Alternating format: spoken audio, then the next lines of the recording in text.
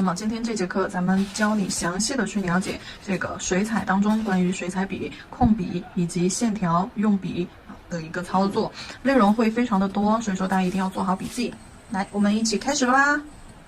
课程大家一定要做好笔记，所以说我们一定要准备好你的笔记本啊，一支写字笔以及水彩笔，还有我们的水彩和清水啊，一定要准备好，因为这个笔记大家就是不做的话，很容易忘掉细节。而今天这条课的话，我们是会要讲很多的，就是理论的一个部分，以及我们的一个演示操作部分。好，首先的话，我们要来讲一下关于线条控笔当中最难的部分，是不是控笔的部分？其实大家最难啊，就是用拉线笔画美甲的时候，其实对于大家来说就已经非常难掌控了。然后呢，再换成了水彩笔去操作，那更难了。因为水彩笔它不像是拉线笔一样那么细，水彩笔的话，它是笔尖精细，笔腹饱满。那笔尖精细，笔腹饱满，我们需要去又勾出非常清晰，而且的话又精致的线条的时候，咱们用到的都是笔尖的这个部分啊，就是毛尖的这个部分。如果说我们用到笔腹这个位置，大家可以看到笔腹这个位置是比较粗的，一不小心我们的线条就会画得非常的粗啊，或者是粗细不均匀啊，或者是画起来非常的就是顿色不流畅。当然线条的话也不是说只有一种，就是说均匀的直线条，也不是说只有这一种线条啊。在这堂课除了讲线条以外，咱们还要讲控笔。控笔的话它又有非常多的一些演示渠道，比如说啊正锋啊、转锋啊、侧锋啊、勾线啊、描啊、扫啊，这些都是属于我们的控笔一个范畴里面的啊，都算是属于线条类的，只不过呢操作方法不一样。那么我们今天首先要讲的第一点就是正锋控笔啊。首先我们来讲第一点，正锋。对，大家可以看着课程的同时跟我一起做一下笔记，笔记一起做，然后操作的部分咱们可以在做完笔记之后看一遍笔记文字啊，还有演练部分啊，没有明白的地方到时候再看一遍课程啊，就重点的那个地方你可以做一下标记。因为我们学浪观看的话，就是你在就是你的进度条那个位置，你可以在那个位置增加上你的一个知识点啊，或者在那个位置做一下笔记，然后那个进度条呢，你就会被你标记了之后，你下一次就知道你要看哪个重点的时候，你直接就拉到进度条那个点上面去。好了。看过我们前面的基础课的宝子已经知道笔的用法，正锋、侧锋，对不对？那么首先正锋的话，我们在旁边画一个示意图，可以跟我一起画啊。首先我们在下方画一条水平线，好，下方画一条水平线，然后在垂直的位置，咱们去画一个垂直的位置去画一支笔，啊，画一根细杆的笔，啊，然后呢，笔腹质饱满，笔尖精细。笔腹饱满，笔尖精细，画一些毛毛。那这就是在讲我们正锋运笔的时候啊，我们在勾线条的时候，笔它是垂直于我们的一个甲面或者是纸面的啊。就比如说这条线的话，它代表的就是说或者是纸啊，水彩纸。怎么写成了这个？那这个我写在后面吧。啊，这条水平线的话，代表的就是我们的纸，还有我们的甲面。这条水平线，然后这个就是我们的笔，它的一个方向垂直啊，一定得是要垂直于我们的甲面或者是纸面的啊，垂直就是立起来，垂直立起来悬空，而且我们在运用到的地方啊，只用笔尖，那这个箭头打过去，只用笔尖，只用笔尖儿，不要去压笔腹，除非你是要画非常粗的线啊，非常粗的线才会用压笔尖的方法。如果说你是会非常精细的线的话，只能提笔啊，用笔尖去进行勾勒。然后在运笔的过程当中，我们往这个方向运行的这个过程当中，来打个箭头，比如说往这个方向去运行，然后我们的笔保持垂直，然后只用笔尖儿，只用毛尖儿。好，这是在运行的过程当中，随时都是笔要保持垂直，只用这个毛尖的方向去进行一个勾勒。好，在这个运行的过程当中的话，首先我们要第一点力度均匀，这里在讲理论部分啊，力度均匀。然后呢，第二点啊，匀速前进，匀速。等一下再给大家演示。匀速前进，就大家能看清楚我的字吧？虽然说字有点丑啊，然后不可以就是说，就是一下子一会儿力度又大，一会儿力度又小，一会儿速度又快啊，一会儿速度又慢，不可以啊，不可忽大忽小忽快啊，忽慢。忽大忽小，忽快忽慢。然后呢，就是勾出来的线条啊，一定是均匀，线条均匀流畅啊，均匀流畅。然后在旁边给大家逐一讲解做一下，我们来做一下示范啊。把笔打湿啊，沾一点黑色，咱们这边用黑色来做示范。这里要说一下浓度咯。我们在使用的时候，颜色的浓度。好，我放来，我跟你们说一下这个取色。将笔打湿，沾上水之后，用湿润的笔在水彩里面这样子平推啊，平推，笔荡过去荡过来，这样子平推，或者是快速的这样子去打圈，腾空打圈。对，就现在是这样子去绕，好。温柔一点，然后你可以反方向，不要一直转一个方向，这样会伤笔毛啊。或者是你这个方向用完了之后，转一下笔，转到另一面，然后继续侧推，这样子的话，笔毛就不会说，由于你一直用的一个方向，这样暴力的去使用，它就会笔毛会容易弯。好，然后当颜色取到非常浓稠的时候，才把它放到调色盘上。好，将颜色化开，刮下来，放到调色盘上。你看一下这个颜色的浓稠度，就是非常粘稠的一种状态，并不是水状状态啊。我们所有颜色进行水彩彩绘的时候，所有颜色取到调色盘上的颜色都必须在这个浓度，不能在那种水状浓度啊。就是颜色取到调色盘上的时候，都是必须在非常饱和、非常浓稠的一个状态去取用。如果说你要再进行就在这个颜色上想要去做一些浅一点的颜色呀，或者是稀释呀，都是在调色盘这个色块上面去加水进行一些稀释取色。不要说就是取色的时候，就比如说像我多一点水，好，轻轻的扒拉一下。好，然后取出来的颜色大家可以看一下，就非常的清透就会清透一些。好，那你们看一下两边颜色的饱和度，它肯定是不一样的。这边的颜色它是有愈合性的，我的笔在上面这样打完圈之后，它没有任何刷痕。看一下颜色的这种愈合性、流动性、浓稠度，非常的舒适，对不对？那这个的话是非常容易去画均匀的，颜色容易铺均匀，拉线条也很均匀，但是它饱和度肯定不太够。因为水多，色很少，饱和度不够。但是呢，我们在画的时候，笔的话是非常丝滑的。但是你看这边的颜色，那凹凸不平，坑坑洼洼，因为什么呢？因为它饱和度高，水少色粉多，两边的一个颜色的浓稠状态就对比出来了。这边的话大概就是在一个牛奶到豆浆浓度牛奶到豆浆浓度，而这边的话直接就是一个酸奶粘稠度，就那种固态酸奶膏状的黏哒哒的那种。这边的话就像清水一样比水要浓稠一些，大概介于牛奶到豆浆这个浓度的粘稠度。所以说我们一般取色取到调色盘上的时候，是用这个浓度的这个浓度取到调色盘上，然后去取用，然后加水稀释成这种样子，然后去进行取用。然后我们就是在这里的话，还是给大家说一下颜色，关于颜色的一个浓稠度好，来这里的话，我要轻笔控一下水，打湿。好，当这个颜色，当这个饱和度的一个颜色，当这个饱和度的颜色，咱们直接控笔湿水，好，直接在调色盘上取用。好。笔是正常的一个湿润度但是因为颜色饱和度高，所以说你会看着也会有点干。那我们把它放到调色盘上的时候，把它放到纸上或甲边上进行彩绘的时候，你会发现它是不是很不容易涂均匀，但是饱和度高，对不对？颜色饱和度和遮盖力都是一绝，浓度非常的浓颜色，但是它不容易涂均匀，而且在运笔的过程当中，我们会明显的感觉到笔非常的干涩笔非常的一个干涩，画线条的时候，线条中间是这种带颗粒感的不流畅不均匀的，然后铺色的时候也是边缘你会看到很多颗粒感，甚至笔痕刷痕就会比较明显。所以说这种浓度一般在用的时候，我们都是在甲面上用的时候都是小面积的去使用，或者是勾一些细节的线条不会勾长线条。那如果说要把它进行稀释的话，我们笔尖沾点水，好，笔尖沾一点水。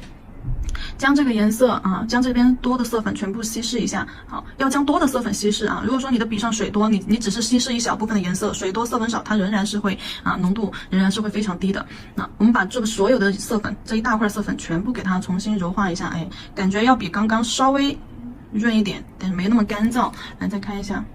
你看是不是比刚刚要好铺展开了颜色？水一多，特别是在纸上面，水彩纸上吸水比较强，那么我们水少，笔就会干，就会涩，就是你们说的这个笔怎么用起来不丝滑？水少了，那你看一下这个浓度就比刚刚那种浓度要舒服一些。好，勾线条呢，要好一些，对不对？当然，我们甲面上不会说像纸上一样，就是说这么凹凸不平、吸水吸那么快。甲面上这个浓度的话，就是非常丝滑的，而且颜色也很饱和的一个状态了。然后再看一下，如果说还想让它更丝滑一点、更好铺一点啊，颜色更浅一点，我们笔上再抹进去，好，再加一滴水过来。然后这个时候我们去稀释一半的色粉啊，就少一点色粉。好，看一下这个颜色状态，像不像刚刚我们刚取到这一块的那个颜色的浓稠状态，对吧？它现在状态就很像刚刚我在这边做示范的这一块颜色。啊，这个颜色浓度大概就介于在我们的一个豆浆浓度，看一下，啊，轻笔控水取色，笔尖笔腹取满颜色，做平铺颜色的话，笔尖笔腹要取满颜色。好，那你看更好铺开，但是呢，就是颜色均匀度不太够而已啊。勾一下线条，那当然好勾的啦，当然是舒适又流畅的啦，但是就是颜色的饱和度有点跟不上，可以看一下这个颜色它会是更淡一些，然后接着再来笔上面再沾一点水，然后呢再取少量的色粉来在这小块地方再取少量的色粉去进行稀释，那看一下颜色的一个水的粘稠状态，你看一下，再加上你肉眼可直观的看见这个色粉的一个颜色的透明度、饱和度，好，轻笔控水重新取用，笔尖笔腹吸满颜色，然后呢在我们的纸上平铺，那这个浓度是最好铺的了，很容易去铺均匀，颜色很容易铺展开，绝对不会出现什么这种颗粒感啊，或者是刷痕划痕啊这些，但是颜色的饱和度就会非常的低，那线条也会更加的虚一点点，颜色虚一点点啊，但是做起来是非常丝滑的。所以说这里其实是前面已经讲过的基础，为什么这里要再给大家讲一遍呢？因为勾线对于颜色的饱和度、浓度，它也是有一定的要求的。那么这里才会把前面的基础又给大家复述一遍。我们说的4种浓度啊，水彩的一个控水，咱们指的就是水彩颜色的浓稠度。我在这里标记一下水彩它的一个浓稠度，对，水彩的浓稠度，这里的话就是水比较少，水少，然后色粉，水彩的色粉多，但是水很少。然后这个的话是什么呢？水稍微多一点点，但也多不到哪里去啊。然后色粉同样的很多。然后这一个呢，这个是水多，这个是豆浆浓度，水多。然后呢，色粉少了一半儿。然后这个水状浓度的这个颜色呢，是水非常的多，但是呢，色粉少。还记得这4种呢，就是我们的这个浓稠度、水彩浓稠度这4个的名称不？就大家为了便利于大家，就是说更加的通俗易懂的去理解这个颜色的浓稠度，咱们给它取了名字，对不对？这种浓稠度的话，咱们称之为酸奶。然后这种浓稠度的话，咱们称之为牛奶。那个奶字好像没有啊。然后这个浓稠度咱们称之为豆浆，然后这个浓稠度咱们直接就是水状浓稠度、豆浆浓稠度、牛奶浓稠度、酸奶浓稠度。然后它们这几个颜色，它们的区别就是说，水颜色越浅同样一个颜色，颜色越浅，水越多，色粉含量越少。大家可以根据刚刚我的一个操作演示，然后来结合这边的一个含量水滴的一个含量，色粉的一个含量来去就是做一个参考对比，是不是我们在做酸奶浓度的时候，水加了一点点，但是色粉含量是非常多的。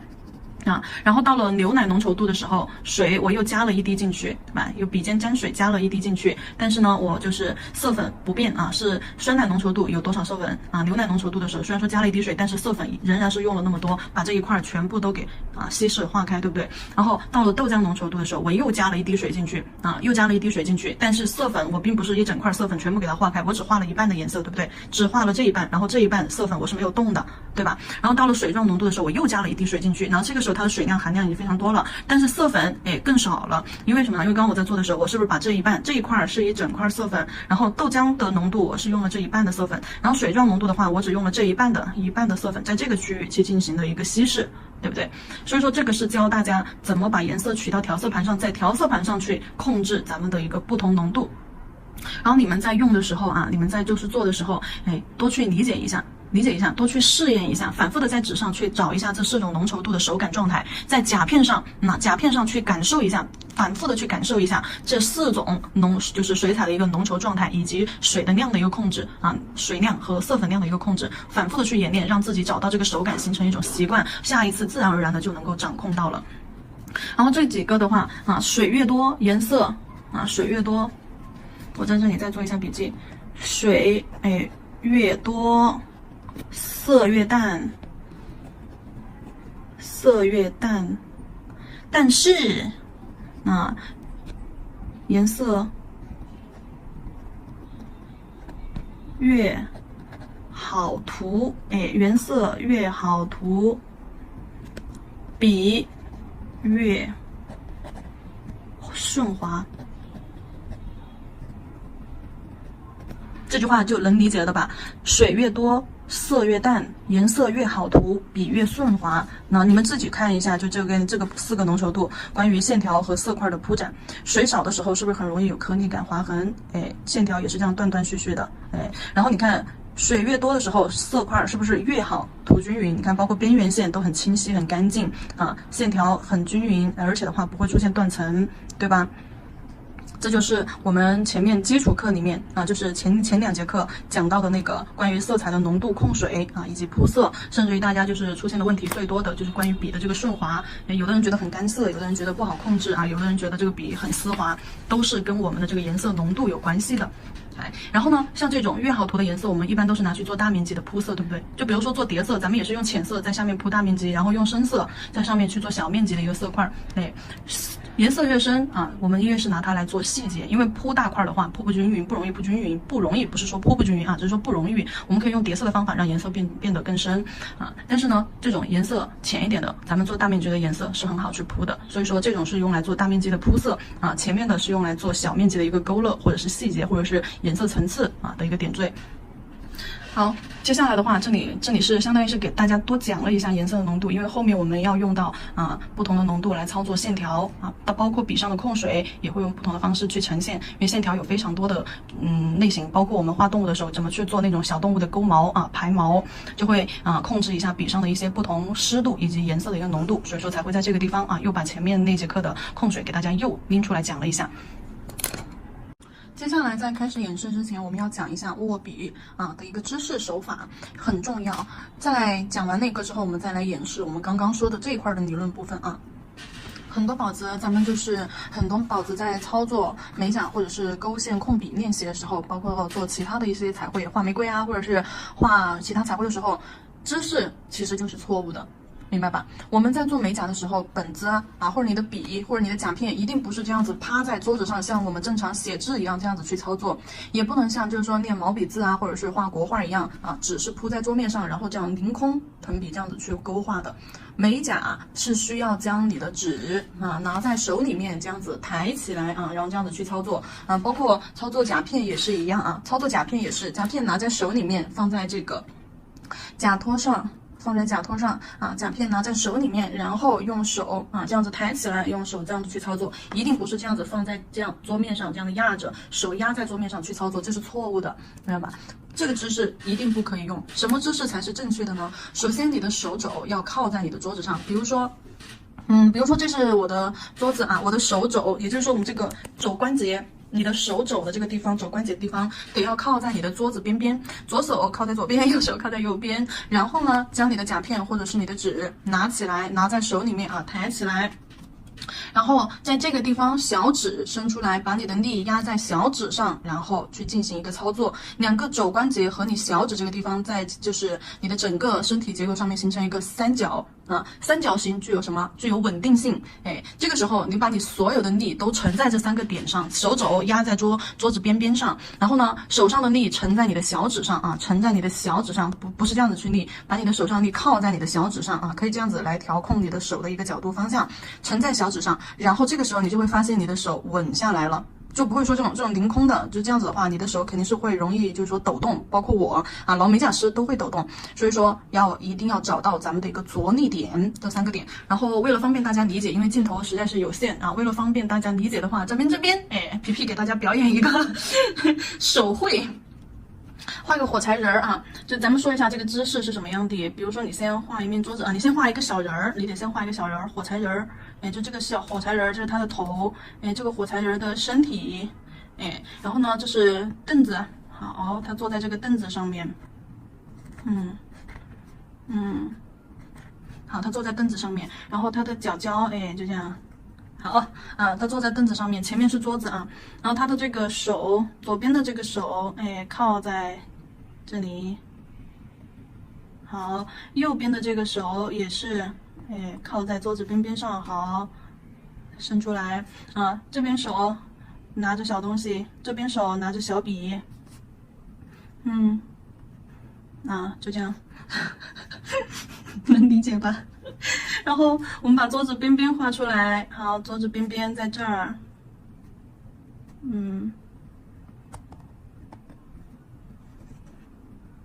这个是桌子边边啊，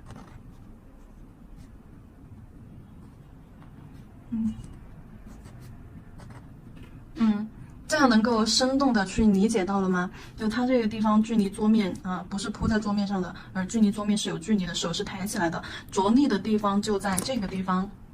这3个地方我给大家把颜色上去啊，着力的地方在这个地方，还有这个地方，哎，然后还有这个地方，手指小指头的这个地方啊，这3个地方是我们的一个着力点。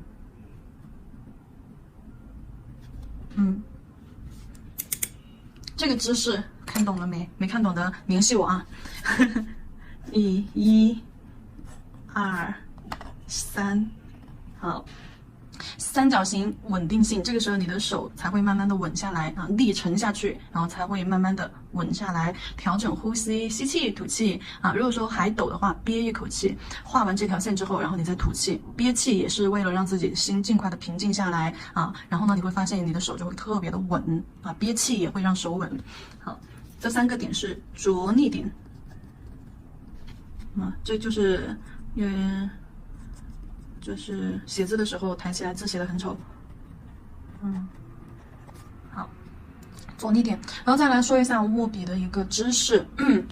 那握笔的这个姿势，小指伸出来找一个支撑点，然后笔的话，你可以倒在虎口的位置，也可以这样稍微立起来，倒在我们的手指头第2指关节这个位置，一定要让笔和我们的面保持平行。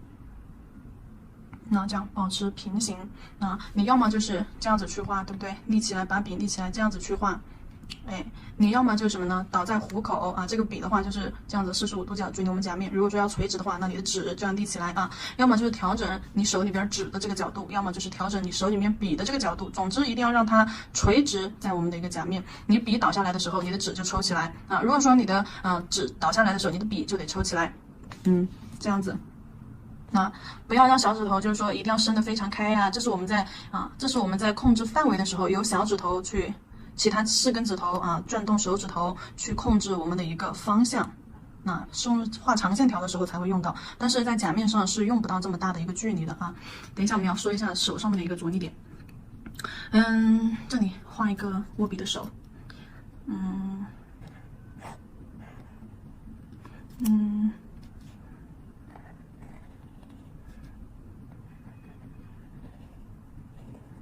虽然说手可能会画的有点丑啊，不要介意，能看明白就行。咱们，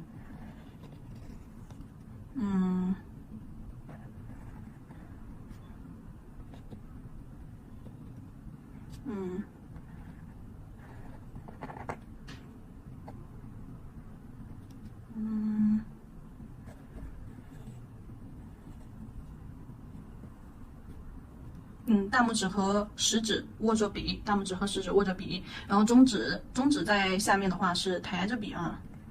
中指在笔杆下方托着笔。然后无名指算是没啥事儿，无名指的话算是找个机会啊，要么就腾空，要么就是拖着咱们的这个中指，万一中指使不上力了啊，拖着中指。就正常的握笔姿势，其实这个都不用教的，应该没有人还不会握笔吧？没有吧？然后小指伸出来等一下，我先把这边手指头然后小指伸出来，在纸上面去找一个着力点、支撑点。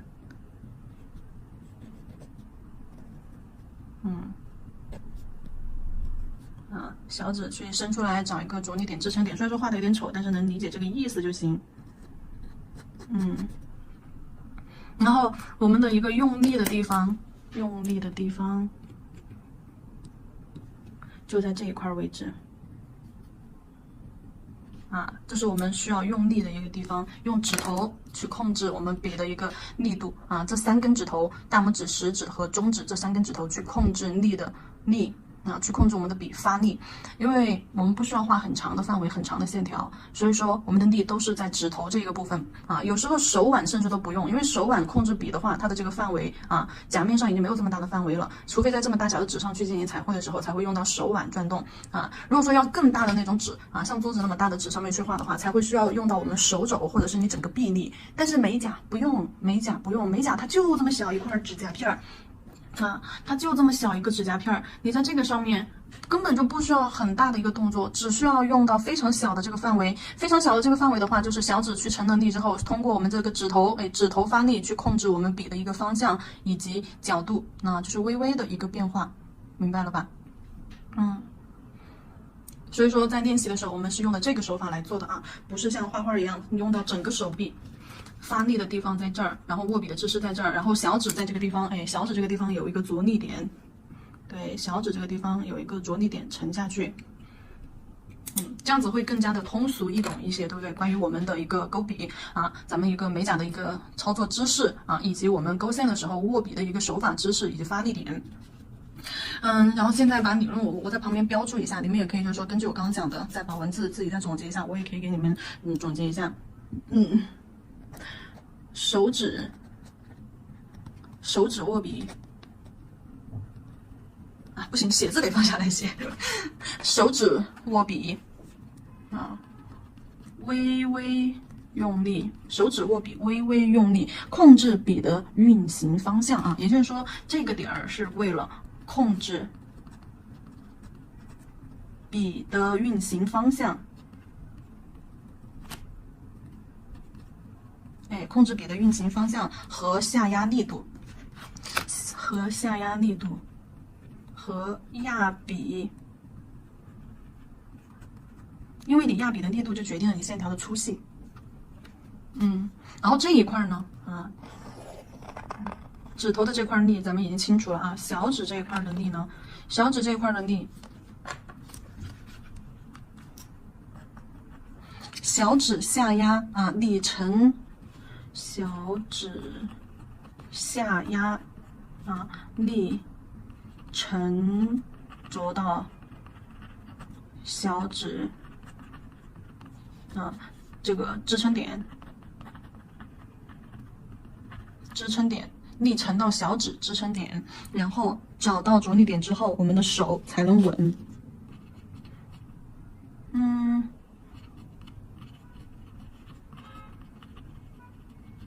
手才能稳。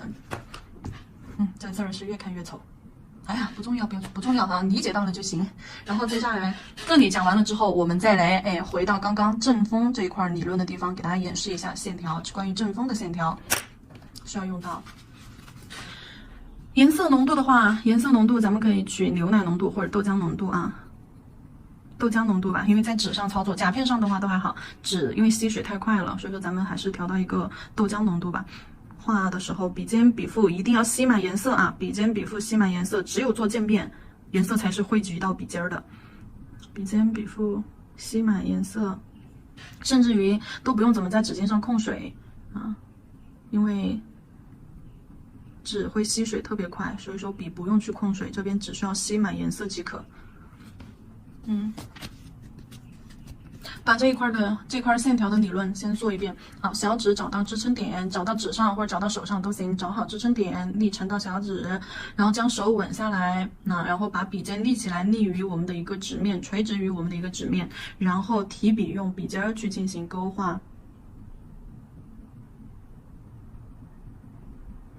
均匀的去发力啊，均匀的去发力，你的运行速度以及你的笔尖到我们的甲面的这个接触面积都是均匀的，不能在过程当中突然抖一下又压一下，比如说就是运笔的过程当中，你突然就是说抖了一下，压了一下，或者是力不成不均匀，做出来就会是这样子。所以说你的指头随时都要发力，随时都要发力，或者是你勾到一半，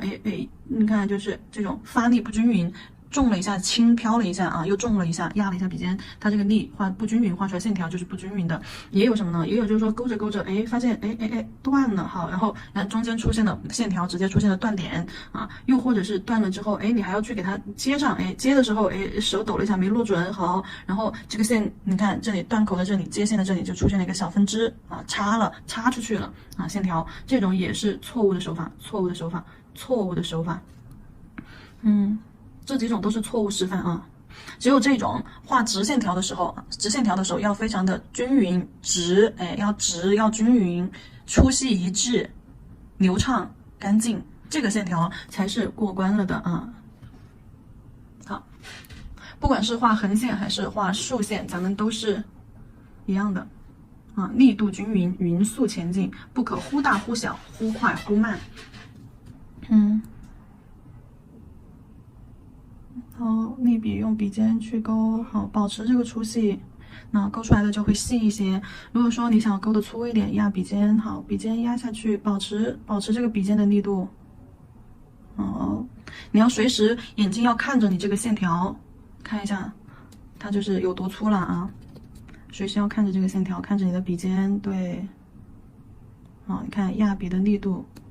应该这个角度去给你们看，你们会看得更加的明显一些，就看笔尖的那个压笔尖的那个力度。对，笔尖压下去，线条就会画的粗。然后笔尖压的轻，画的线条就细。能看到吧？好。这个就是我们正风的勾线，以及一些要点就给大家讲出来了。然后咱们再说一下正风，练习正风的一些勾线啊，可以练一些什么内容。这里我再多说一个点，这一块看没有？这块颜色不一样，这块我刷了磨砂封层，水彩磨砂封层，在这一块，我给你们说一下，这4种浓度在磨砂封层上，也就是说在我们的甲片上，它的一个着色力度是不一样的，显色度包括笔的丝滑度、控水都是不一样的。因为的话，纸的话和这个甲片以及磨砂封层，它的一个承载物体不一样，所以说咱们的一个湿度不一样，然后出来的效果也不一样。纸的话吸水会更快，然后磨砂封层上的话，它吸水就没有那么快，它只会表面上附着上去一层啊，水是没有办法渗透到磨砂封层里面去的。笔上清水打湿，纸巾上吸一下，好，这个时候看一下皮肤上测试一下它的一个湿度，有水痕无水珠啊，才是一个适中湿润度。好，然后呢去取色，好，取色，画开的颜色浓度，好，铺在上面。这块颜色饱和度高，但是因为笔干，所以说你看颜色铺展上去并不是那么容易的啊。很干涩笔的话，也不是太容易铺均匀，刷痕比较重，毛刺感、颗粒感也会比较重。那包括画线条也是，勾线条的话当然会好一些啊。太干了笔尖轻轻打湿，控一下水。然后将调色盘上这一块已经干了的颜色化开，多画一点，周围的色粉多化开一些。按色粉多的地方去画。你在这一块画肯定是没用，因为这块色粉薄，我们要往色粉多的地方去给它化开。因为调色盘上的颜色也会干。好，然后再勾线条，你看酸奶浓度，其实在磨砂封层上面去勾线条是很好勾的，勾出来的线条是很实的。就像彩绘胶勾画出来的一样，但是呢，我们换一种浓度，把它拿起来吧，在这里演示，这样给你们看会更加的直观一些。然后呢，我们再说牛奶浓度，好，笔打湿，将这里多余的色块，这块色粉，那包括这块全部化开，后看一下颜色的这种粘稠状态，那浓稠的、醇厚的，像是一个牛奶一样。那你对比一下这4种物体：酸奶、牛奶、豆浆、水，脑袋你回想一下这个颜色啊，它的一个粘稠状态、清透状态是什么样的，你就大概知道了。好，然后比上吸满颜色啊，然后铺开，哎，你看牛奶状态在我们的甲片上、磨砂封层上铺色也是非常均匀的，比在纸上直接去画会好很多。这有块毛毛。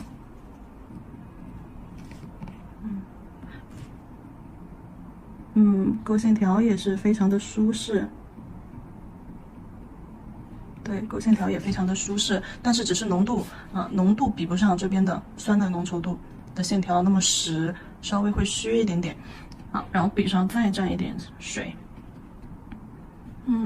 再把这边的颜色稀释一下。好，那这边的色粉就不要用了，水多色粉少。好，豆浆浓稠度控一下水，甲片上要控水，要不然就颜色太多了。好，重新吸一下，铺展开，好，也是非常好铺、好涂匀的，边线感是很好去做的，非常干净的啊。然后勾线，是很好勾线，但是线条你会发现很虚，线条这个实感没有前面的这么清晰流畅，会稍微虚一点点。颜色非常好涂匀，然后接下来我们再看一下，多一点笔毛上面多一点水，然后再少一点水粉，再少一点水粉，多一点水，再少一点水粉，好，调到这个水状浓度，轻笔控水，然后多取一点笔尖笔腹取满，然后再开始铺展颜色，你看颜色浓度会更淡一些，但是非常的好涂，笔上面的话很均匀。刷起来很丝滑，这一块是因为超出了那个磨砂封层的范围啊，刷到纸上去了，所以这一块有点看着有点毛刺。好，那这种浓度更不可能去勾线条了，勾出来更虚啊。这种浓度去勾出来的线条就直接就淡到看不见。那可以看一下，好，你们可以在就是纸上和磨砂封层上、甲面上去感受一下这4种浓度所带来的一个就是笔的手感顺滑度，水多笔越顺滑。然后你看这里颜色水越多，颜色越淡的时候，色粉越少的时候，铺的色块都是非常好铺均匀的，但是线条就不太好画了，对不对？线条就不太实了，太虚了。所以说高浓度的颜色我们是用来勾线条，画这种细节精致的地方，而浅色我们一般都是拿来铺色啊，做大面积的颜色啊，晕染呀，或者是平涂啊，画叶子啊，画形啊什么的啊。只有刻画细节以及线条的时候才会用到这种浓度。这种浓度一般在甲面上我们不会去大面积铺色的，除非特殊的款式啊，除非在特殊的款式我们需要就是这种干巴巴的这种色块的时候，才会用到这种浓度去画色块。好，这里是多给大家讲一下，因为还是要给大家对比一下在纸上以及我们的这个磨砂封层上啊，色彩它的一个控水状态以及浓度状态。好，接下来的话，我们看一下正风练习啊，我们可以练一些什么内容？需要练一些什么内容？首先，笔上取上适量的，我们取一个牛奶浓稠度，或者是豆浆浓稠度都行啊。笔上取适量的颜色，笔尖笔腹吸满水的同时，把毛尖儿在调色盘上捋一下毛尖儿，转笔，把毛尖捋直捋顺。首先，我们需要练习的是横线。横线笔立起来笔立起来，然后呢，横线去拉扯横线拉，需要动我们的指头来控制笔的方向。笔尖压下去，拉横线，收缩指头。你可以在操作的时候先预判一下位置先看一下你的手指头能不能够动，可以先预判一下位置，靠我们指头的力度来调整我们笔的运行方向以及压笔的力度。小指立起来，小指找到着力点，着力点在小指这个位置，手上的力全部沉到小指这个地方。好，笔尖立起来，立起来之后通过我们这个收缩指头，收缩这3根指头，大拇指、食指、中指。好，笔尖接触到纸面的时候，好，慢慢的收缩指头，你的指头要用力，不只是说要控制笔尖的一个压笔力度，还要控制笔的一个运行速度以及运行方向。好，接下来的话，我们再看一下竖线。好，好，竖线的话摆动的位置就不一样，刚刚我们是这样子去摆的，是不是？整个力度的话都压在了我们的小指以及我们的手肘下方啊这个位置，因为我们要横着去运行笔。那么现在我们要画竖线，那手要变一下咯啊，手盖过来，好，盖过来。那刚刚我们是怎么去画的呢？是这样子去画的啊，因为这样子去好动指头啊，好动指头。啊，笔立起来倒在食指第2指关节，但是现在我们要画竖线了，画竖线你可以这样子去勾画啊，也可以什么呢？笔倒在虎口位置，笔倒在虎口位置，手不是在侧面这样子平行于我们的小指了啊，是要手心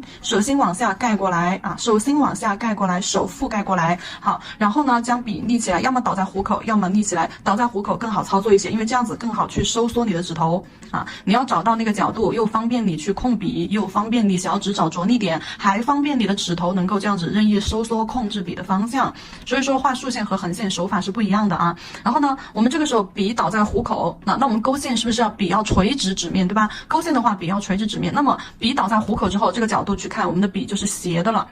那怎么办？哎，除了调整手的位置，咱们是不是还可以调整指的位置？哎，指如果说笔倒下来，指就立起来，这个和甲片指和甲片的原理是一样的啊。笔倒下来，甲片就竖起来。我找一个甲片给你们演示一下。好，当笔倒下来了之后，我们要勾线的时候啊，甲片就可以稍微立起来，好，然后再这样用笔尖去进行一个勾线，勾短线，因为在甲面上进行彩绘，线条都不会很长。哎，如果说是客人的手的话，那么我们就捏着他的指头，哎，拖着他的手，把他的指头就不要让他这样手。有些顾客做指甲的时候，手是不是就这样打得很直，哎，绷着，他就想看。那我们在做的时候就让他放松，哎，放松，好，然后捏着他的指头给他往下摁，哎，就这个角度，然后来进行彩绘，调整一下姿势而已。好，接下来我们看一下竖线。刚刚姿势已经给大家讲了啊，动作已经给大家讲了。好，接下来我们开始看一下竖线。这个角度能看清楚啊。好，竖线也是先看一下能够动好，笔尖落下去之后，好，匀速往下拉出来的线条咱们要保持均匀，粗细要一致，而且尽量的直一些，流畅一些。好，这个时候就是竖线啊，练习横线、竖线。那再看一下横线，横线的话，那我们笔又要立起来了。好，然后这边的立手就不是掌心朝下了，首先笔立起来，然后掌心覆过来啊，然后这个方向啊去动笔，调整一下你的指的位置。一定要让你的笔尖垂直，垂直于你的笔尖，垂直于你的指面，且你还要能够自由的去动你的指头。好，看一下，对不对？横线和竖线。然后接下来我们再练习一下啊，这里我在讲的是正风练习内容啊，所以说我只是给你做一下演示示范，你们要练习的内容是哪一些啊？然后呢，你每一个内容，比如说练横线，你练它个100遍，竖线练它个100遍。然后接下来我们要讲的是粗细变化，练习的过程当中线条粗细的一个变化。因为纸太吸水了啊，纸太吸水了，所以说这种浓度我们在纸上面去练习水彩的时候，我们取用的浓度可以是牛奶豆浆啊，但是不要水也太浅了，可以是牛奶浓度和豆浆浓度。如果说在甲片上练习的话，咱们就用什么浓度呢？酸奶浓度啊。甲片上磨砂封层去练习，咱们要用酸奶浓度啊，最多不能就是低于牛奶的一个浓度，明白了吧？所以说你们看我在纸上的时候，水都特别的色彩，水彩都调的特别的清透，水加的特别多。好，这里你们要注意观测我的一个笔尖的变化啊，从这个角度给你们看，这个角度给你们看会清晰一点点。好，注意观测我的笔尖笔尖着力的一个变化。好，先勾细线，好，盯着这个笔尖儿，你的眼睛要盯着你的笔尖儿，不要东瞟西瞟。好，画一根非常细的线垂下来，笔盯着你的毛尖儿，手指头不但要发力，手指头发力，这个时候。勾这种短线条，美甲上面没有长线条，美甲都是短线条和更短的线条，所以说咱们勾线的时候发力的地方只在指头的部分啊，也就是这3根指头握笔的这个地方是我们的发力点，跟手腕没有关系，跟手肘没有关系，跟手的臂膀、肱二头肌都没有关系，全是靠我们这几个手指去控制笔的力度、下笔的力度、沉笔的力度以及我们运笔的一个方向。好，再来。线条不是那么简单的，所以说大家在掌握好了技法要点之后，按着要点，然后呢去练习，形成肌肉记忆就可以了。好，然后我们再来看一下笔尖的力度，能看到吧？好，笔尖轻轻的压下去，哎，好，你落笔的时候就已经决定了这个线条的粗细，好，往下拉。如果说你想要给它重复描一遍也可以啊，重复描一遍的话，你要按在原来的位置，就是，哎呀，抖了，你看，哎呀，重复练一下，它就会，这个地方就变成了粗细不均匀的地方了。然后我们重新来，纸上的话线条可能会容易不均匀，但是甲片上会好一点，因为甲片不像纸是有一点点坑洼的。线条慢慢的去给它加粗，看笔尖的一个压笔力度。好，再来压重一点点，看毛尖儿啊，毛尖儿对比一下前面的线条，毛尖儿的这个压的，好，保持压笔的这个力度是一个均匀的力度。再来，线条由粗到细，这样子慢慢的去加重。好，再来看毛尖儿啊，主要是观测毛尖儿。好，落下去，压了之后往下拖，均匀的去，好，慢慢的提笔收啊，均匀的这样子去铺。你看这个线条是不是就更粗了？等一下后面我们再说啊，后面再说这个位置。然后接下来就我们这个是练习线条的粗细变化，你可以画出非常粗的线条，也可以说画出非常细的一个线条啊，就是自己去掌握线条的粗细变化，练粗练细。当然练细线条更练得好控笔，所以说咱们就极致的去追求它的细就好了。然后接下来看一下波浪，画波浪，笔上取满颜色。然后把笔抬起来，笔尖立起来啊，看一下手的姿势和刚刚画横线很相似了啊。我们把笔尖立起来，用毛尖儿去画波浪。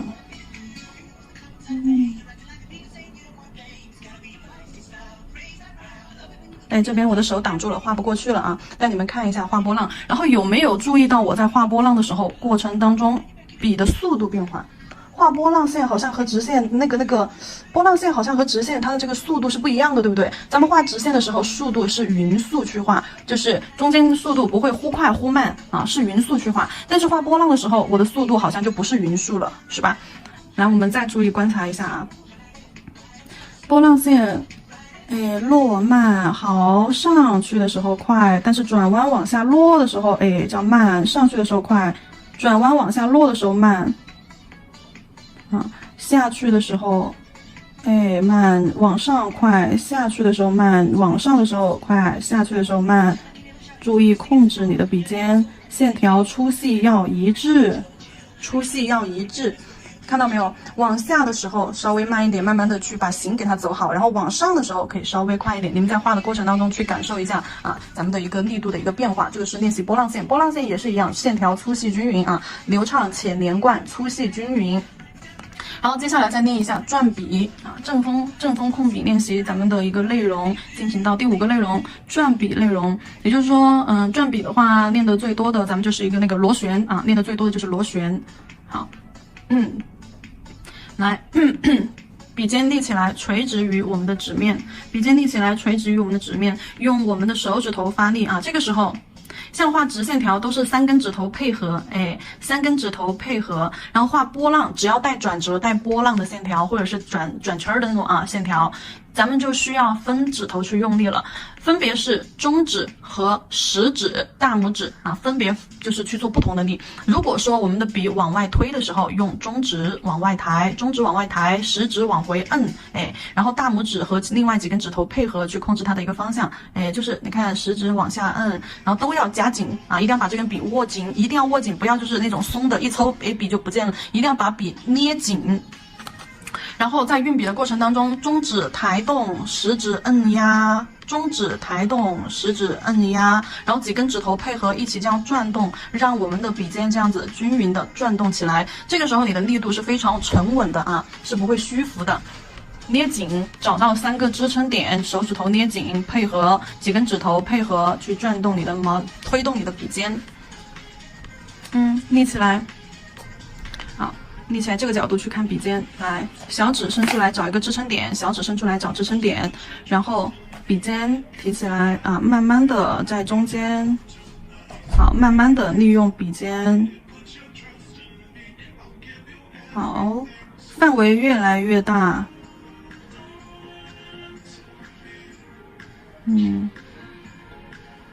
好，这样子去画这种螺旋，然后再画一个精致一点的，好，小一点，精致一点啊，我抬起来一些，笔尖笔腹一定要取饱颜色，吸满水，笔尖立起来，注意观测我的毛尖儿啊。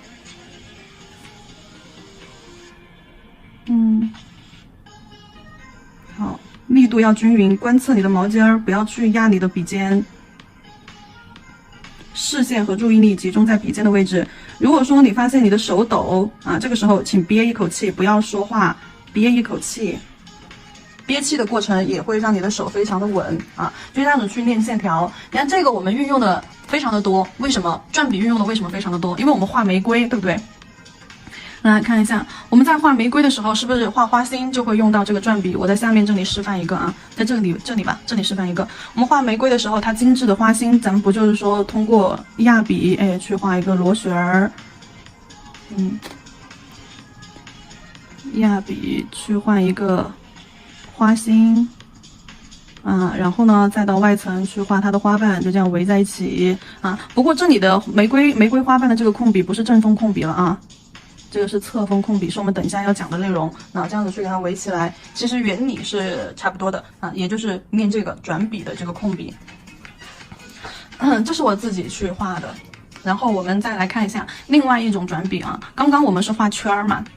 刚刚是画圈儿画螺旋，画圈儿画螺旋儿，那这样子画圈儿，画螺旋儿，然后现在的话，我们要来画一个转锋，我们要去画一下另外一种形态，还可以练习什么形态啊？咱们画那种就像花瓣一样，画一个十字吧，定个点在中间，好，推出去，转弯画个半圆儿，收回来。注意就是线条的一个控制啊，线条尽量的粗细均匀。好，往下推，转弯，好，绕过来，往上，就这样去画这种转锋，就其实就转弯，好，然后再去勾一些花瓣啊什么的，我们就是练一个不同方向，因为只有这种花型才是不同方向的，上下左右斜侧不同方向都能够练得到，这就是要控制你的笔的一个角度了。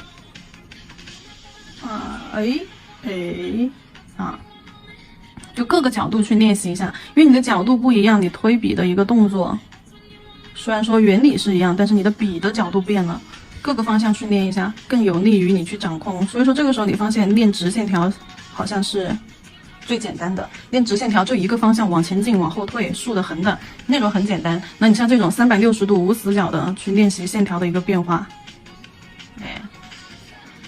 就这样围成一个圆儿啊，就各个方向去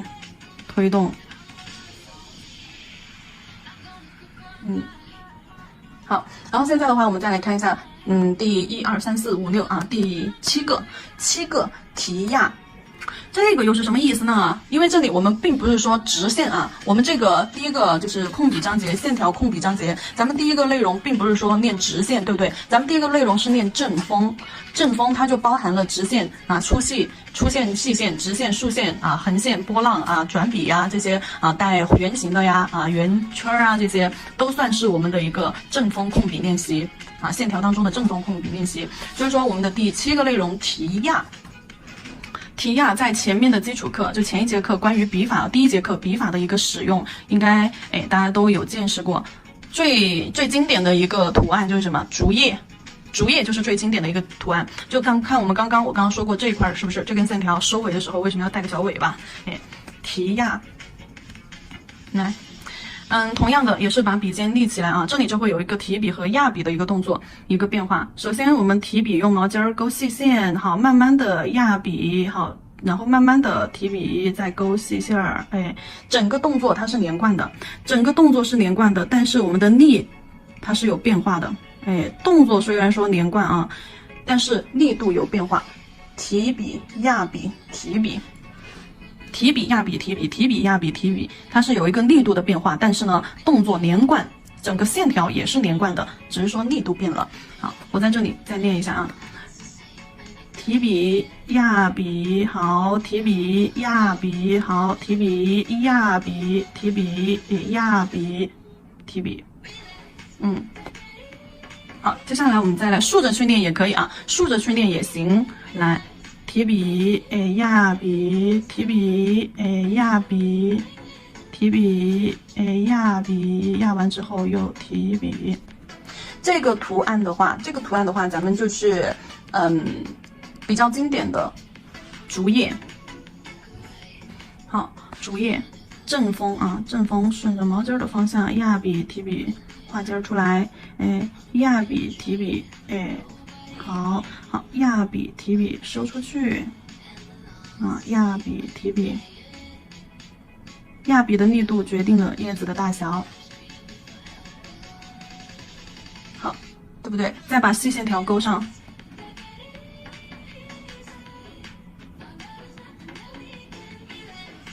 这是不是就是竹叶？那我们也可以用这个笔法，咱们会去画一个花形。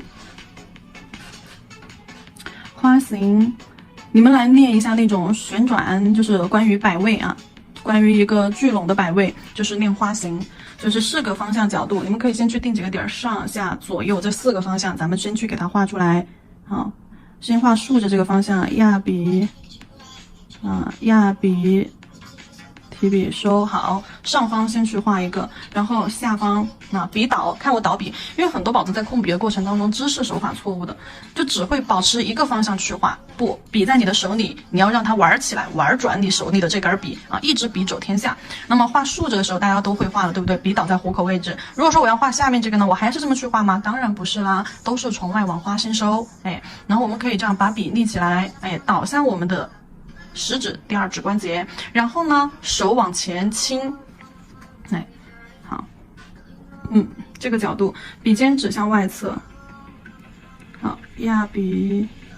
对，从这个方向去来看一下我的这个运笔的一个方向啊，然后不要把笔放平，立起来，毛尖立起来，先轻轻的提笔勾线，好，压毛尖，然后提笔，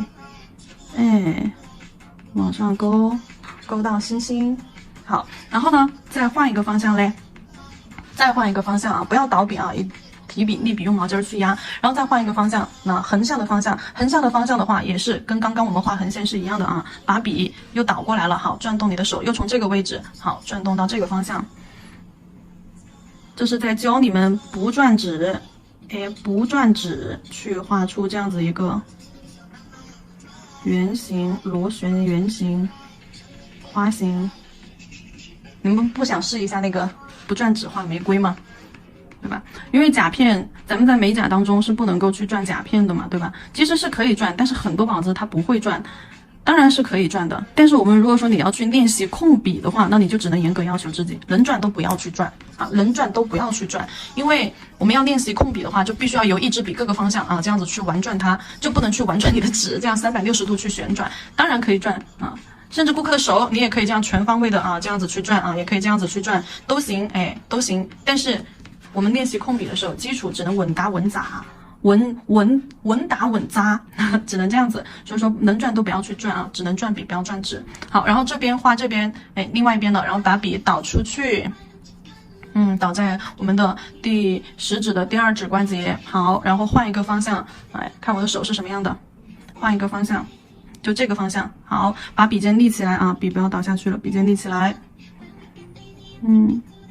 先勾，先勾，然后压，然后呢再勾，先看一下运行的方向，我看一下啊，好像低了一点点，因为我这个角度我实在是有点看不到啊，为了照顾镜头的话，我这个角度，然后我往上画一点点，然后提，压提。把这4个方位画完了之后，然后你再到斜侧方，再到斜侧方去画。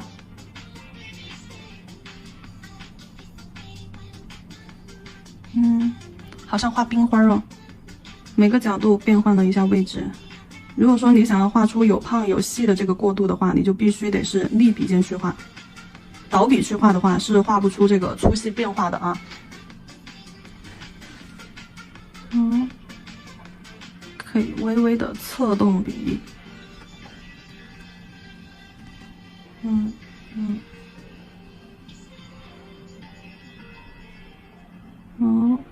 预判一下位置 ，OK， 覆盖。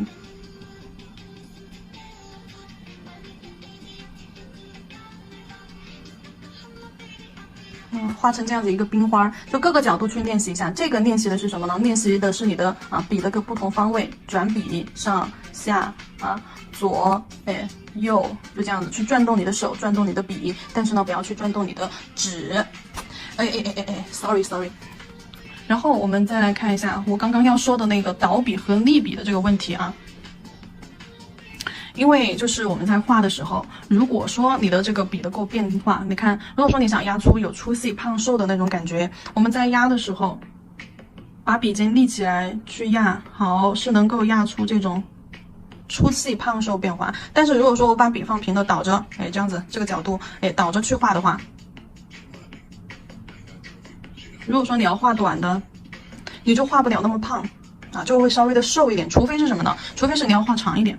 把笔倒下来去画这种粗细变化，你除非是画长一点，你要把笔尖压到你笔腹的那个位置，你才能够看到明显的这种粗细变化。所以说，如果说我们是画这种短线条比较短不画这么长的时候，比较短的时候，我们就不能这样倒笔去画，要立笔这样子去压笔尖。你看，立笔去压笔尖，画出来才会是这种短的，而且又有粗细变化的。好，来。这里能够明白我的意思吧？好，然后现在的话，我们来说一下最后一个曲折。接下来我们讲最后一个内容阵风练习内容曲折。曲折练习内容是什么呢？转弯。好，取适量的颜色，就咱们可以练一点有转弯的线条比如说画长城，画长城。横线、竖线，转横线，笔横推出去，那竖线，中指顶出去，好，然后横线往侧边移，然后竖线，食指把笔尖顺下来，好，横线横线大拇指把笔往旁边3个指头往旁边送，然后画上去呢，如果说你要画上去，那你只能顶你的食指往上推。也就注意去观测你在勾这些线条的时候，你的手指的一个配合，以及练那个力度的一个变化。这个是练一下曲折，就咱们的线条的一个转折转折，这个是练转折。如果说我们要练曲折呢，教大家一个图案曲线，说明这个线条不是直的曲。我们来练一下一个图形，画云朵或者画灌木丛。大家都会吧？就是打小括号，画 C 弧，小括号，大小，小括号，大括号，小括号，大括号，小括号，大括号，小括号，大括号。你看这是不是画树子，或者是画那种风景画里面的灌木丛？这叫曲折，有大括号、小括号。再教大家一个图案，你们也可以练云朵。云朵怎么画呢？上面一个大 C 弧，停顿，旁边一个大 C 弧，停顿，好，左边，这个位置大 C 弧停顿，然后呢，在空隙的地方再接上大小不一的小 C 弧，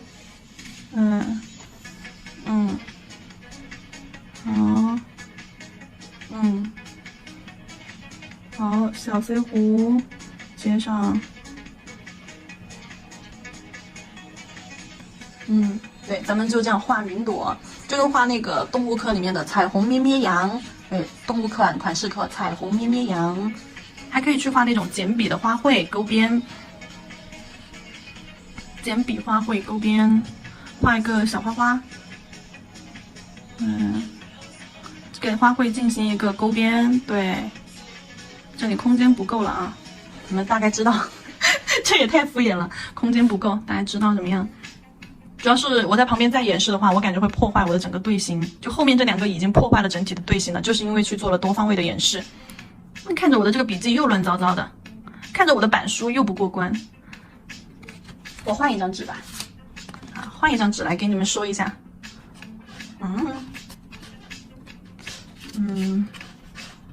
比如说我们什么叫勾线啊？一般我们画完花之后，有时候需要用线条，来给它掌控一下形状。比如说我这里就画了一个色块，就只是把色块画上去而已，它根本就没有什么花型啊。再来个橘色，好，旁边也有来一个色块，它根本就没有什么花瓣的形态嘛，对不对？它现在我说它是个花，我叫你一声花花，你敢答应吗？它不敢答应，因为它现在没有花型。然后我们再画一些野花，或者是一些就是 ins 款啊，或者日系风、田园风，就是那种就是森系可爱风啊，画一些简笔的一些小野花的时候，我们可以用水彩快速的去画出来。除了画上这个色块以外，咱们用线条，这里我肯定是要用棕色的线条会好看一些吧。我才不要用黑色呢。好，等我把线条一给它勾完，把线条框子也给它加上。你不要管色块是什么样的，你就专心的去把你的花型勾出来。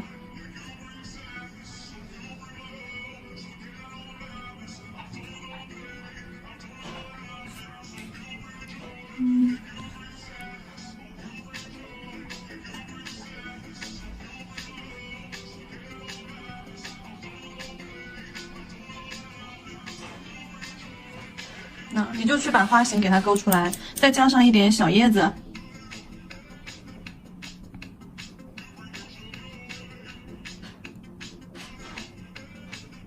颜色调淡一点。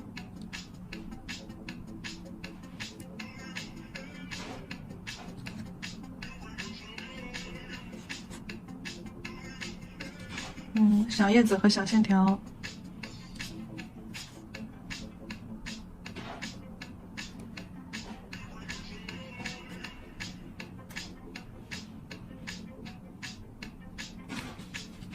是不是一个小野花就画好了？所以说你知道线条有多重要了吧？